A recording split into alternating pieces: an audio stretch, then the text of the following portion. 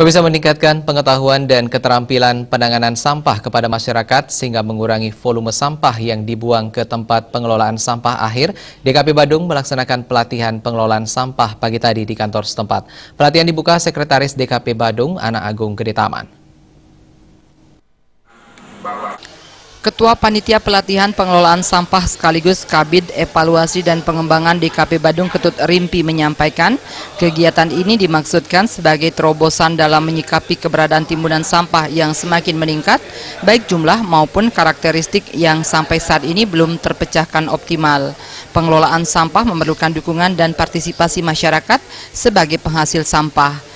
Kegiatan ini merupakan bentuk pelaksanaan konkret sesuai di amanat Undang-Undang Nomor 18 Tahun 2008 dan Perda Nomor 7 Tahun 2013 tentang pengelolaan sampah yang mengamanatkan pengelolaan sampah diperlukan kerjasama komprehensif dari hulu ke hilir dan pemerintah sebagai regulator dan motivator, sehingga diharapkan mendorong munculnya kewirausahaan dalam pengelolaan sampah menjadi barang bernilai ekonomis. Kepala DKP dalam sambutan yang dibacakan Sekretaris DKP Badung Ana Agung Gede Taman mengatakan, masalah persampahan juga muncul akibat keterbatasan lahan penampung, teknologi pengelolaan dan partisipasi masyarakat sehingga berdampak pada kelestarian lingkungan.